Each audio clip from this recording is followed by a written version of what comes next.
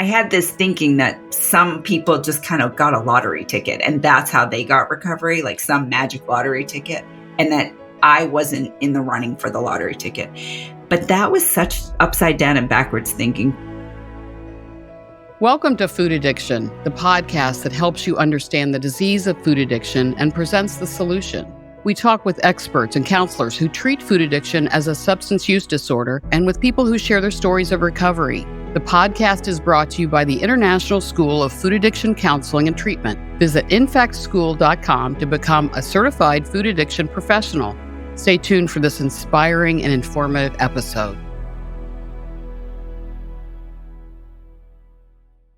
Today on Food Addiction, the problem and the solution, we host Lori P., a recovered food addict, joins us. Welcome, Lori. Oh, hello. Thank you. Thank you for having me. Yeah, it's going to be great.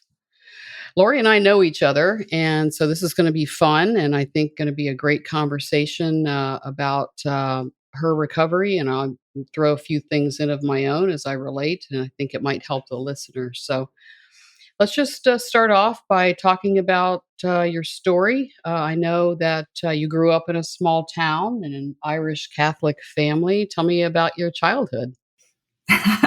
Yeah, it was fun. It was a crazy family. My mom was the oldest of six, and she got married really young. She got married at 18, had me a year later. And so I was the firstborn grandchild on both sides. And my parents would have the two of us. And so I have a younger sister.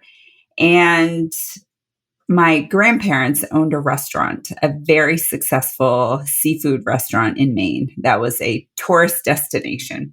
And in this small little one traffic light town, and our life revolved around this restaurant.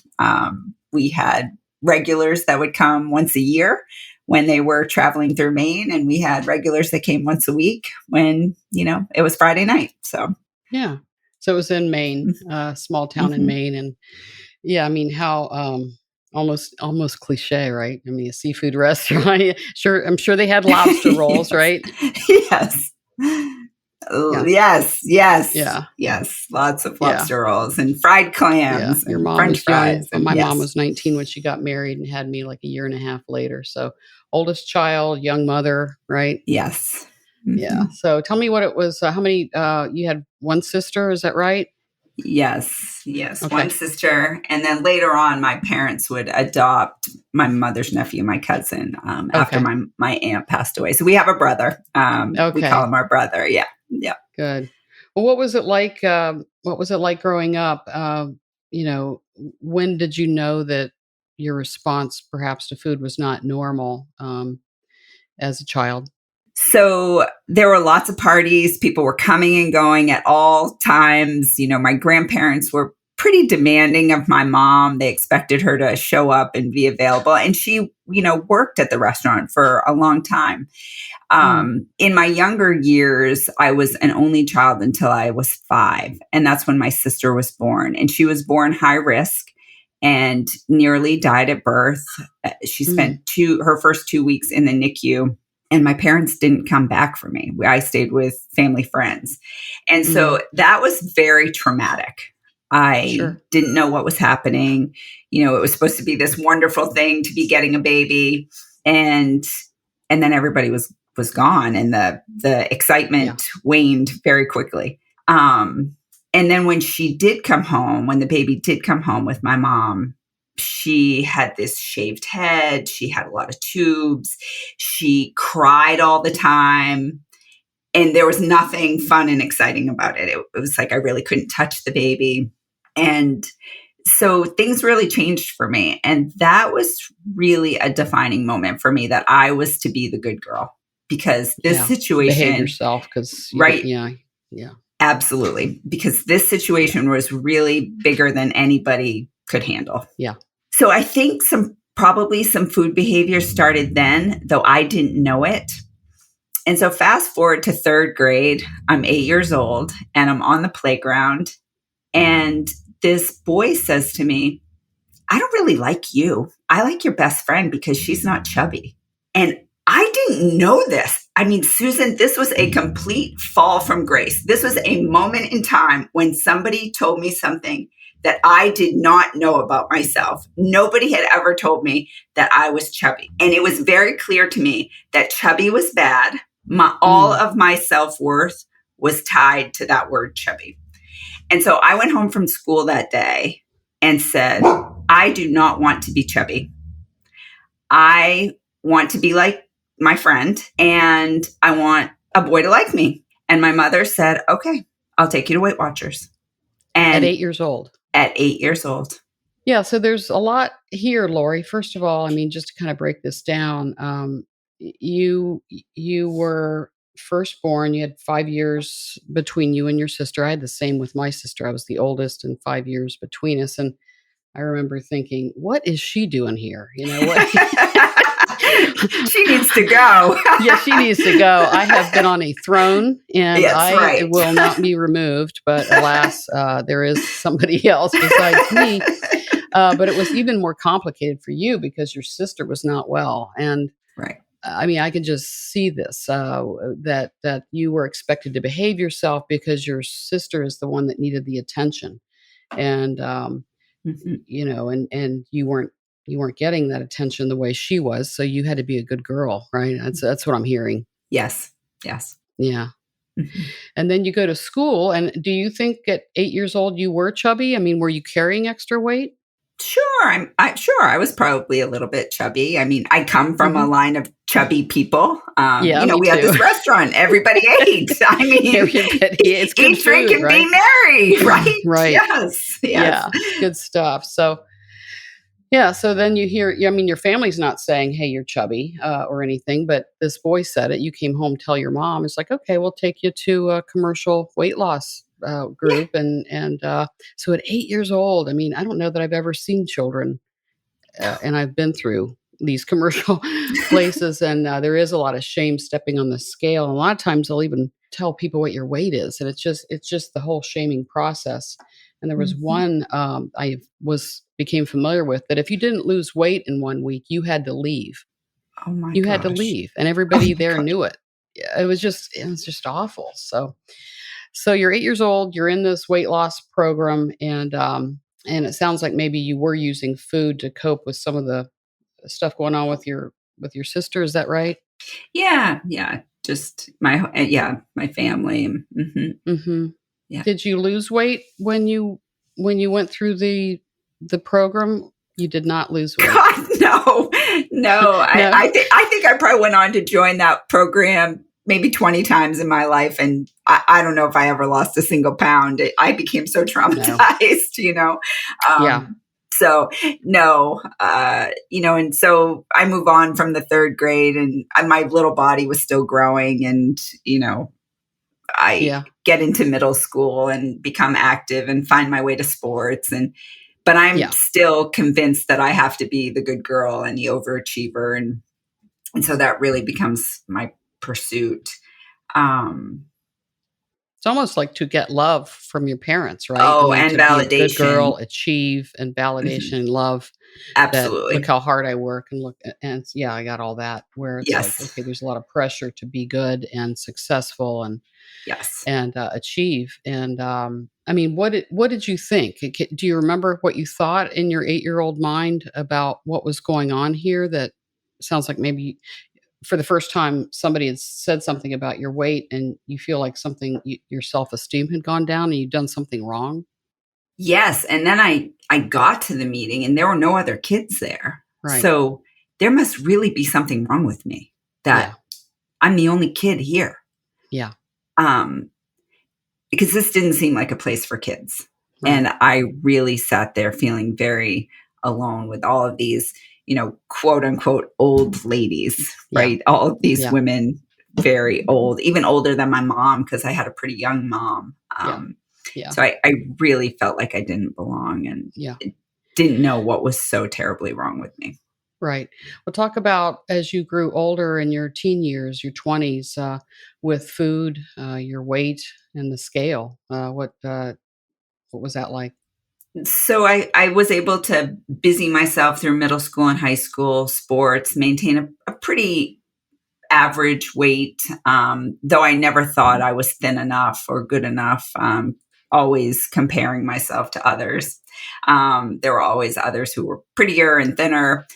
So I just leaned on, you know, let me be good at sports. Let me be good at grades. Let me be class president. And then I made my way to college, and I played sports through college. And, but when I got to college, I went from this very small town to a much larger city and lots more food options available and friends and going out. And I didn't just gain the freshman 15, I gained the freshman 30. Wow. And so that was really challenging. I'm only 5'1", and 30 pounds on this little frame was really noticeable. So even though I was playing sports, I couldn't get that weight off. And my eating was just more than, and it was emotional eating. It was more than I could really exercise away. And so I would keep that weight on through my junior year. And somewhere in my junior year, I learned about purging. And it became this magical elixir, if you will, where I could eat with impunity and just erase all the damage I had done. And so that helped me lose that 30 pounds and get back to, more of a normal sized body. And I've never considered myself bulimic because I didn't do it every day. I didn't do it multiple times a day, but I sure would use that as an ace in my back pocket whenever I needed it. And I would use that for years. Yeah. It's not uncommon with food addicts to use ways that are like binging, purging, and then there is anorexia. There's a lot of overlap here. We're going to talk about that. And those are behaviors. Food addiction, we know, starts in the brain, where once you eat sugar, once you eat foods like pizza or whatever it is that your trigger foods are, it sets up that dopamine response. That's what we talk about in this podcast. So then you want to eat. Your brain says, we want more, we need more.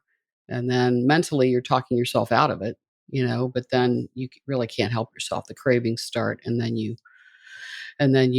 it starts this cycle. But then to fix it, I did this too. I exercised, like I ate a cookie, but if I just exercise, I use diuretics and laxatives. I never vomited, but it is a way to have food use and get rid of it as quickly as you can and try to maintain a decent weight, right? Yeah. What kind of sports did you play? I played field hockey. That was really my main sport. That's what I played all through college. And yeah. Okay. Yeah. Cool. Yeah. Well, yeah. So through college, you gained 30 pounds at college. I know I did too. And it was just the stress and pressure and how different everything was. And I ate to cope. I ate to assuage the pressure of studying and taking tests and all that. So you got older, the dieting and weight. You were married before your current husband. Talk about that. I know you went through a divorce and you've had children. So talk about that phase of your life.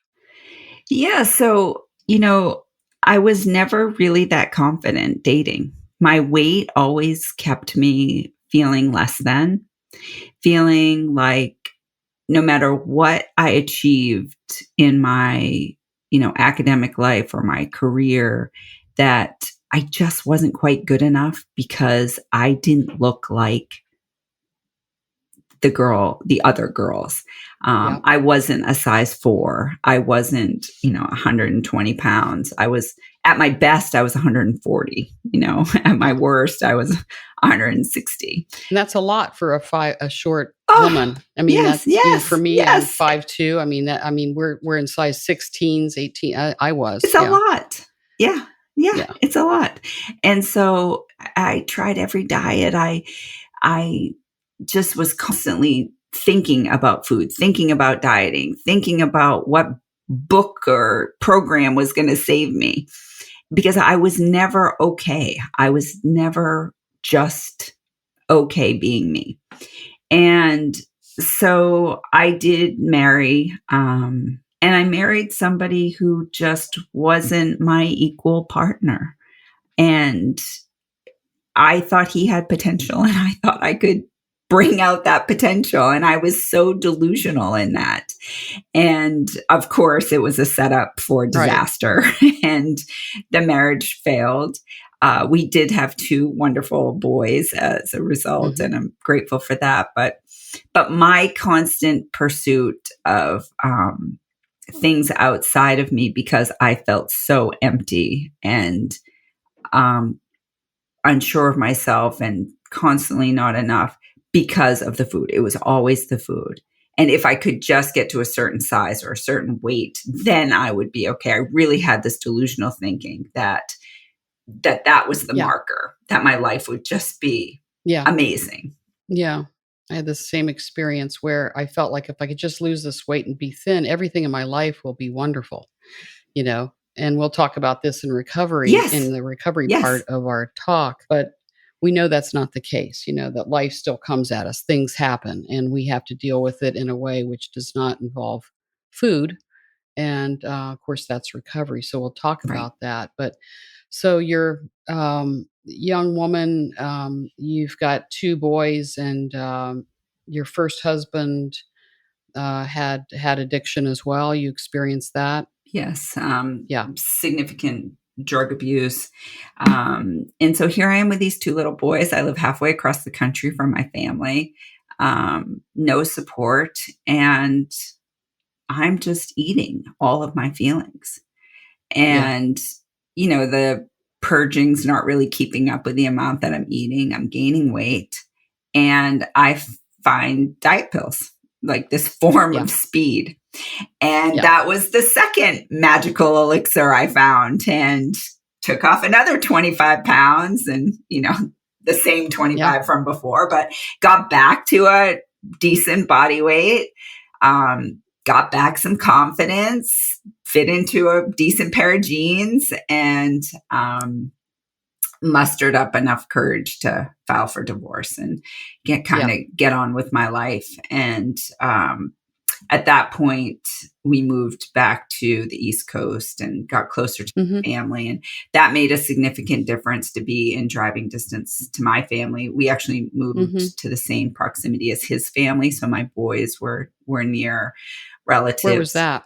here in New York. I live in New York. And Okay. Okay. So where were you before when you were married to him? we had a few stops in my corporate journey, but at the time we were in Little Rock, Arkansas. So you're in Little Rock, Arkansas, and then did you both move back to the East Coast before you got the divorce? We were in the middle of the divorce. It was one of Okay. those, I have an opportunity to take a job. It's in New York.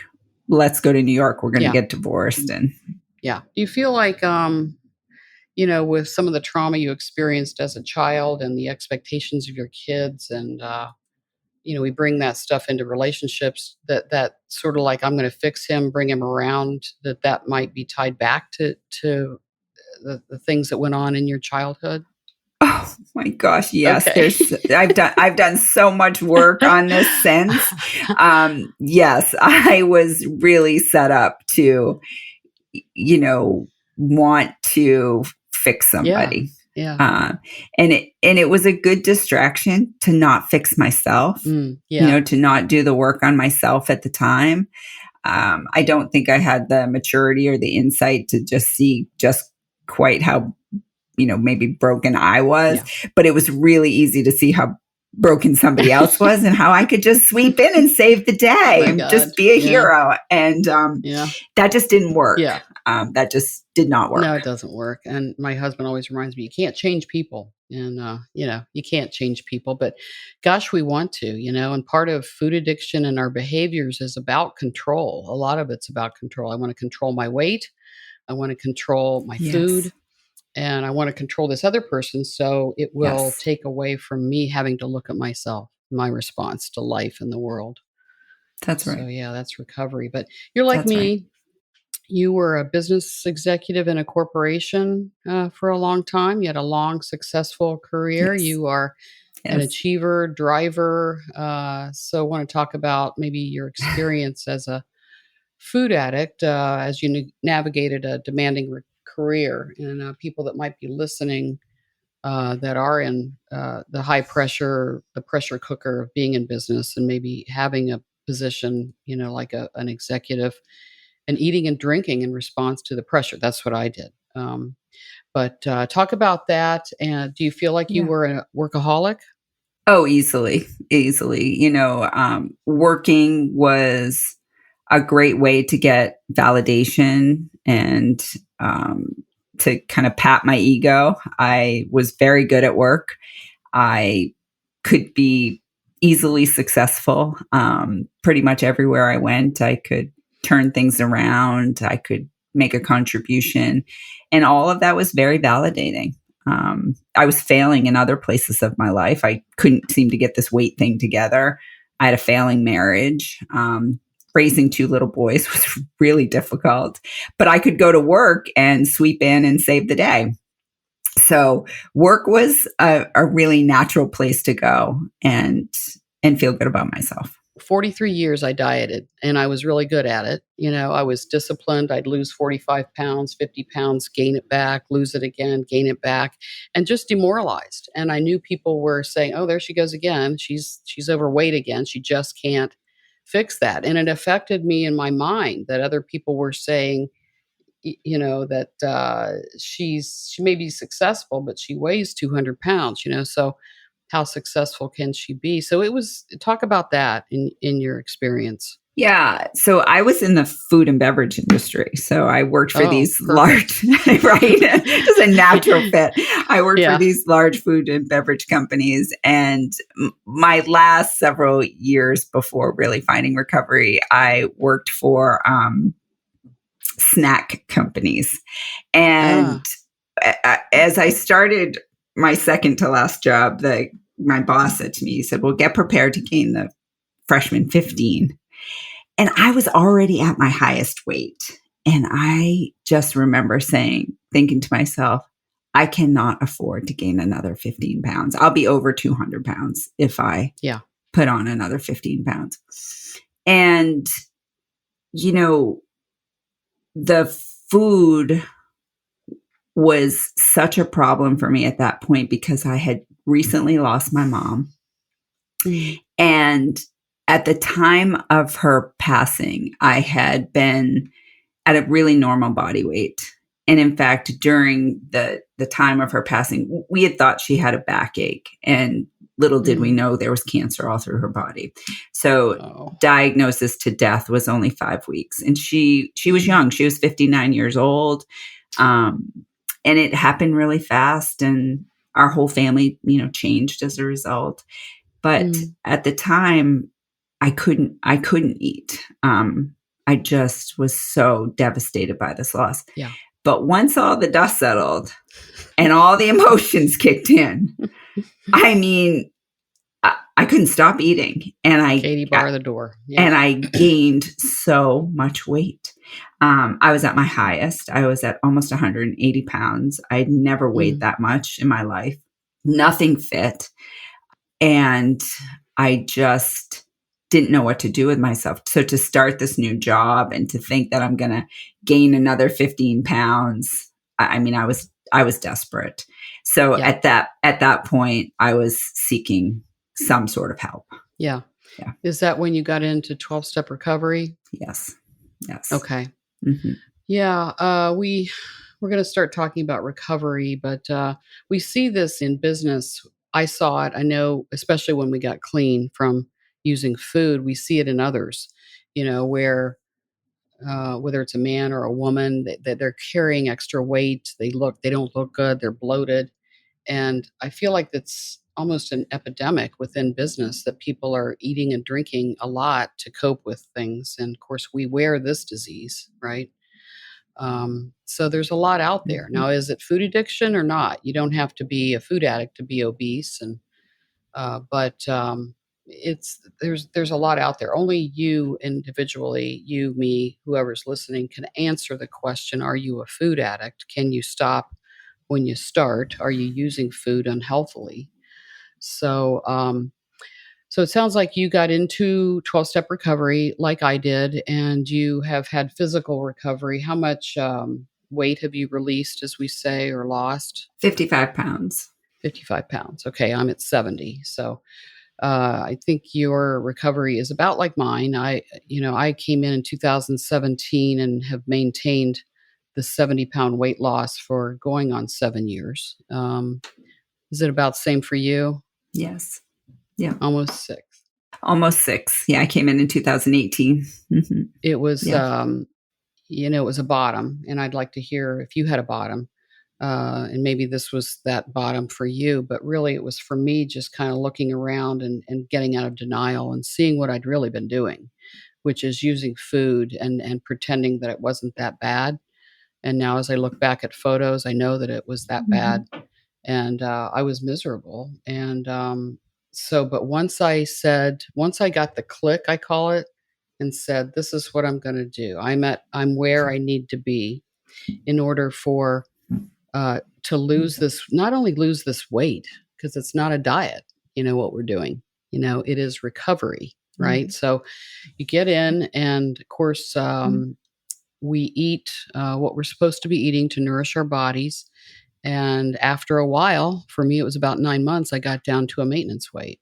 And, but then the work begins, right? I mean, once we get into recovery, it's almost like you look up after you've thrown a hand grenade out into the world and you just see the damage in relationships, in how you've treated yourself, in all kinds of things that sometimes we're very scared about things. We hadn't identified that. There's anger.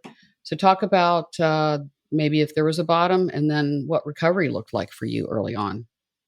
Yeah. So shortly after losing my mom, I had gotten back together with somebody I loved dearly. He and I had dated, spent a year apart, and then reconnected, and uh, got married several years later. And it was in this kind of honeymoon phase that I managed to put on all this weight, which did not seem to affect him at all, but Sure. it greatly affected me gaining this weight. And after we were married, I could not stand the body I was living in. Felt like I was literally crawling out of my skin, standing in front of the mirror, just hating what was reflecting back at me, begging some sort of God to please have just some mercy on me and help me find a way to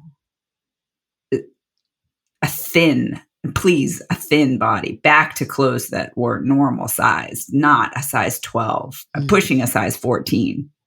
And I remember standing there in front of the mirror, and he said, "Can you tell me what you're thinking right now?" And I said, "Honestly?" And he said, "Yes, I want to know what you're thinking." And I said that I'm a fat cow and I wish we weren't going to this event tonight because nothing fits me. And he said, "I would appreciate it if you not speak to my wife like that." And it really took me back because, nobody ever had stuck up to me, for me, to me, in my whole life. Like, I didn't know how mean that voice was in my head that was constant and nonstop and talked to me like that all day, every day. And in that moment, somewhere in that moment, I just made a decision that I had to stop hating myself. I had to stop being that cruel.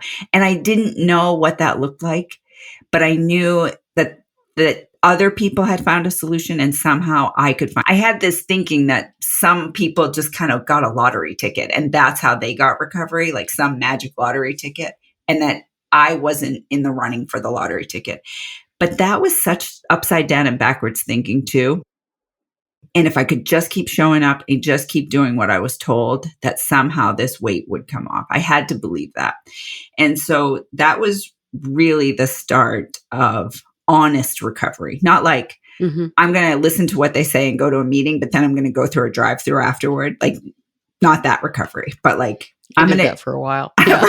right. I think we all have, but like, Yeah. I'm going to do what they say kind of recovery. Right. And Right. once it's kind of like it clicked recovery that you just referred to, that changed everything. Yeah. There was surrender in that. It was like the gig's up. There's no more tricks up my sleeve. Right. Yeah.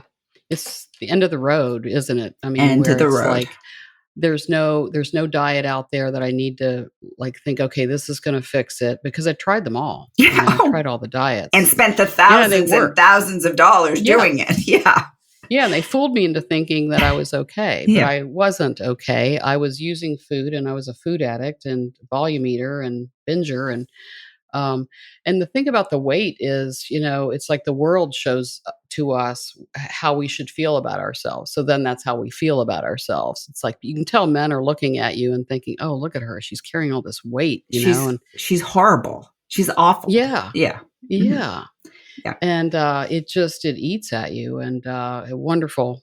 I know you're married to a good man, and he said a wonderful thing that just gives me chills when I hear that. But there's a lot of self-loathing that goes on, and it has roots in our childhood. I think there are people that have listened know about some of the things in my childhood, but that self-loathing, it's like you gain weight, that you have this response to food, you can't stop, but then you gain weight, and then it's almost like you're proving to the world that you're not lovable, then. Yeah. And it's like, look, I'm not lovable, I know it, you know and then the self-loathing, that's one thing that I've stopped doing in recovery, is I just really have learned to love myself Yes. and have compassion for myself. And listen, when I was at that moment of I'm not going to hate myself anymore, I did not know how to get to self-love. That path was not clear to me. I just knew that I couldn't go on hating myself the way I was. That was Right. not a way to live. And that the God of my understanding would not want that for me or for you Right. or for anybody else. So Right. that flag had to be in the ground Yeah. that just couldn't happen. Yeah, I know you have, you said you grew up Irish Catholic, and of course, the religion of my upbringing was not Catholic, but it was, you have to be good or God won't love you. Yeah. You better be a good girl or God is going to be mad at you. And that is not the case. So we have to, in 12-step recovery, we have to find, as we say often, a higher power, a God of our understanding, Mhm. because and I know we could not have done this on our own. I don't know what happened to me in January 2017, but something happened where I stopped the craziness and said, I will do what you people tell me to do, which is really hard for me because I don't like to be told what to do, and fully surrendered to, like, I can't do this on my own. What are you folks doing? And what do I need to do? And so you talk about God and your higher power. What does that mean for you, and how has it helped you in recovery?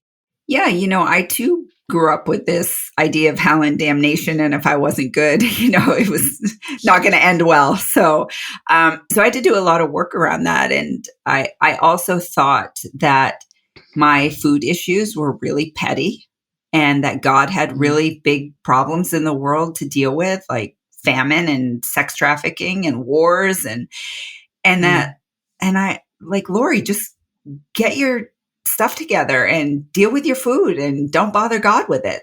And I really believed that for a long time, like not to bother God with my petty food issues, Mhm. until they got to the point where they weren't so petty. They were Yeah. consuming me and I had nowhere else to turn. And I finally surrendered to that too and said I needed to believe that there was, an infinite God who could take care of all of those world problems, those calamities, and help me at the same time too. And Mhm. and that this God wasn't a punishing God, but rather one Right. that had enough capacity to have love and grace. Mhm. And somewhere in that space, surrender happened, trust happened, and miracles happened for me. Mhm. I Yeah. can't, you can, I'm going to let you is really what I Right. surrendered to. Right.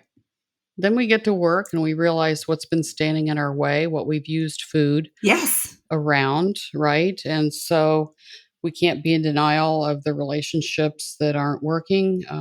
I know that you and I are no longer business executives, and Yeah. I, for one, have realized the toll that the pressure of business took on me. And once I put the food down, and food did not take space in my head, where it's like, okay, what am I eating? What am I not eating? When am I going on a diet? How much do I weigh? If all that's being removed, then I can like be really clear about, well, what does Susan want to do now? You know, right? So you're not working in the corporate setting. You've put the food down, and so we can get really clear about what works for us. So talk about that phase. I've seen that in you. I know you. Yeah. It's amazing how much capacity there is when all of that junk is Yes. removed. Like, wow. Right. And like, there's real purpose for us, Yeah. and there's real Hmm. dreams about how to contribute to the world when I'm not Yeah. thinking about what am I going to eat, not eat, I shouldn't have eaten, holy smokes, how much do Yeah. I weigh? Yeah. Like when all of that garbage is removed. And like you, that's what's happened to me. I put down the food. I found neutrality. Food did not rule my life anymore. And it gave me the space to really question, what's my purpose? Where do Hmm. I want to spend my time? How do I want to contribute to this world and be of service? Yeah. Yeah. And that flipped everything upside down. And so I have left my corporate life. I now run my own company, really in service to women. And, God's just using me in a different way than I could have ever imagined. And it's really beautiful. Yeah. So, yeah. Yeah. Well, I know we're friends on Facebook, and I see your beautiful face doing all the things you love, and it Yes. just gives me chills. And we started this podcast. I did it with Esther Helga Goodman-Stotier, Food Addiction: The Problem and the Solution. We've hosted 24 guests, and this is my jam. This is my zone. I'm in the zone. And And look at you. You are so good at it. So good to see you in your zone, my friend.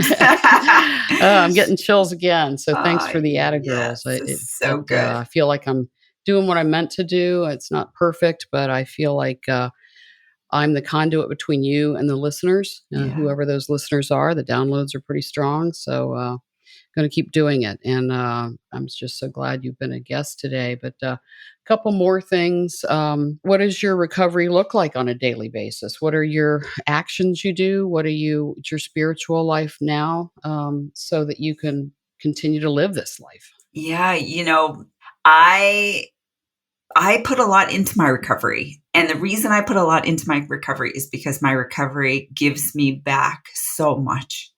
And so I start my day pretty early. I wake up, I pray, I meditate. I really try not to put my feet on the ground before I connect with God, because if I do, I'm just like a bull in a china shop and it's all about me and my to-do list. And it usually doesn't go Yeah. well if I do. Yeah. So I pray, I meditate, I get into our literature, which is, 12-step literature. I talk to my sponsor every morning where I commit my food, what I'm going to eat for the day.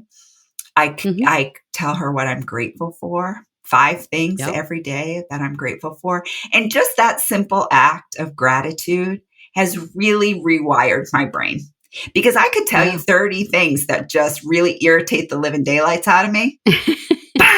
And I mean, we could go on and on, maybe up to 100. I could just Sure. tell you just Yeah. how aggravating the world can be. But to Yes. really sit and be intentional about 5 things that I'm really grateful for, and to really pay attention to them in my life and to speak them to another human being. I mean, it puts a smile on my face. It opens my Oh yeah. heart. And it really has rewired my brain. So for anybody Yeah. who's listening, if you do nothing else today, maybe try writing some gratitudes, because I think it will really help. Yeah. Um, and so this morning I was writing on some 12-step literature that encourages us to just do spot check inventory throughout the day, where, where am I agitated? Where am I angry? Is something bothering me? And I can just clean it up right then and there. Like, I don't have to let it go Right. all day long. So It's Right. good. It's Yeah. good. So, It is. It's a good way to it's really a cool way to live, and I do that too. We're on an extended vacation in Florida, and the drivers down here, I mean, and the people that cut you off and all that, and I can get immediately angry and yeah. all that. And then I think, "Do I wanna put this on my inventory Right. tomorrow, or do I No. wanna let it Yeah, go?" yeah. I really don't wanna put it on my Right. I'm gonna inventory. let this go. Yeah, and I don't like to apologize, so I'm gonna behave myself, right? Yes. The other thing that's really important throughout my day is that nothing goes in my mouth without being weighed or measured. No Yes. food, no food. So Yeah. Me I too. committed in the morning to my sponsor, and then that's what I eat throughout the day. And I Yeah. have a food scale. I have one in my purse. I have one in my car. I have one in my kitchen. And everything that goes into my mouth is weighed first. And in the beginning, when I started this program, I thought that that was so cumbersome and such a pain in the tush. And why do I have to do this? But I will tell you that that is where my freedom comes from, Yeah. because it is clean, it is weighed, it is measured, and then it cannot take up any space in my head. It's just done. And then I eat it and I get to move on with my life. And Right. I'm really grateful for that. Yeah. You're Yeah, you're eating to nourish your body, that's and it. that's a and nutritionists tell us what we need to eat to weigh what we're supposed to That's weigh. it. And it's recovery. And then you just have to make sure that, look at your life and how you're treating people and how you want to be. And there may be people in your life you want to say, that person doesn't have a place in my life anymore. I need to be free, peaceful, grounded, serene, and free. And what does that look like? And when you put the food down and you eat what you're supposed to eat, and it's measured, no drinking. I mean, this is recovery, and I would not want to trade it for the world. So I will do anything to be abstinent today. That's right. That's right. Right. I Right. I had a miracle kind of story happen in terms of an amends I had to make that I'll just share with you real Hmm. briefly. Yeah. After my mom died, my father very quickly remarried, and Oh, I had a lot of opinions about that, opinions about his new yeah. wife, and I was very vocal about them. And this was all Yeah. pre-recovery. And when I got into Yeah. recovery, my relationship with my dad was very strained. And we had always been very, very close. And so I saw my part, saw my how judgmental I was, how opinionated I was, and I made an amends to him. And in that amends, he was able to share with me things that I didn't know, that I didn't see, how devastated he was by the loss of my mom still, Mm. how he, still had tributes to her and went and talked to her and walked with, and spoke to her. Um, and it really just brought us back together because I was able to do that and own my part. And we are so good today, my dad and I, Mm. because of that. Yeah. And really, so yes, it's about the food, but it is about the emotional part and how we get to clean up messes Hmm. we've made.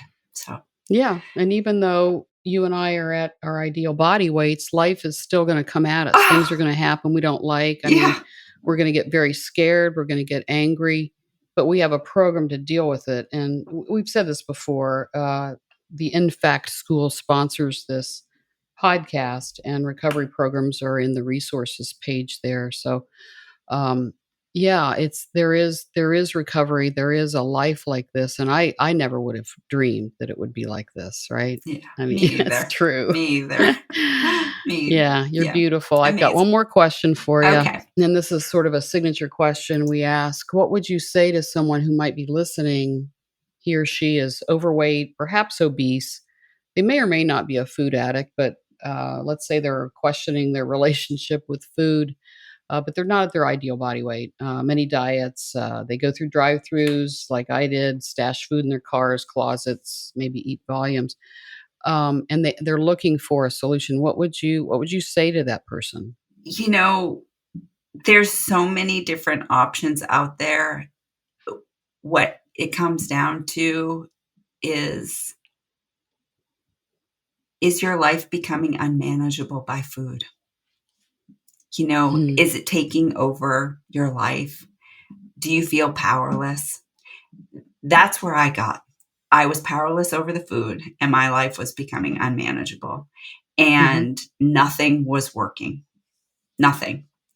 No program, no book, no pill, no purging, no diet, nothing.